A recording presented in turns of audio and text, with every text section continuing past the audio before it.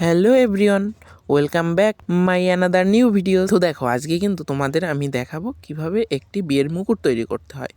এইটা হচ্ছে তিয়া দিদির বিয়ের মুকুট ছিল, আর উনি চেয়েছিল যে ওনার মুকুটের ভিতরে ওনার হাজব্যান্ডের নাম লেখা হবে।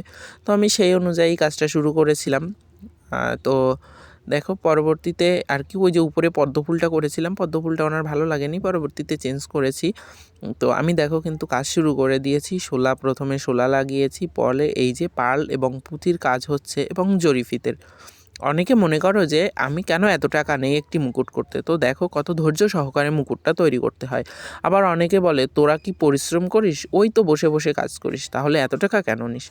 আসলে দেখো, হয়তো শারীরিক পরিশ্রম খুব একটা করতে হয় না, এক জায়গায় বসেই কাজ করতে হয়, কিন্তু অনেক ধৈর্য সহকারে মানসিক পরিশ্রমের মধ্য দিয়েই কিন্তু কাজটা কমপ্লিট করতে হয়। কারণ তোমাদের সকলের ডিমান্ড যে বেস্টটা আমার চাই।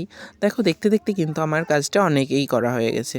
আর কিছু পার্ল শর্ট পড়েছিল, এই কারণে কিছু কিছু জায়গায় দেখো ফাঁকা আছে, আমি পরবর্তীতে নিয়ে কাজটা কমপ্লিট করেছিলাম। দেখো, এটা ছিল ফাইনাল লুক না, দিদির ডিমান্ড ছিল তার মুকুটের মাথায় একটা পালক লাগানো থাকবে। তো আমি দিদির ডিমান্ড অনুযায়ী একটা পালক লাগিয়ে দিলাম। তো ফাইনাল লুকটা কেমন হয়েছে তোমরা অবশ্যই কমেন্ট করে জানাবে। আর হ্যাঁ, তোমরা যারা যারা আমার থেকে তোমাদের স্পেশাল দিনের এই বিয়ের মুকুটটা নিতে চাও, তাহলে অবশ্যই আমার সঙ্গে যোগাযোগ করতে পারো। তোমাদের ডিজাইন অনুযায়ী মানে মন মতো কাজ করে থাকি। আর নতুন নতুন ভিডিওর জন্য অবশ্যই আমার পেজটিকে ফলো করবে, আর ইউটিউব থেকে দেখলে আমার চ্যানেলটিকে সাবস্ক্রাইব করবে। তো দেখো, এটা ছিল ফাইনাল লুক। টাটা।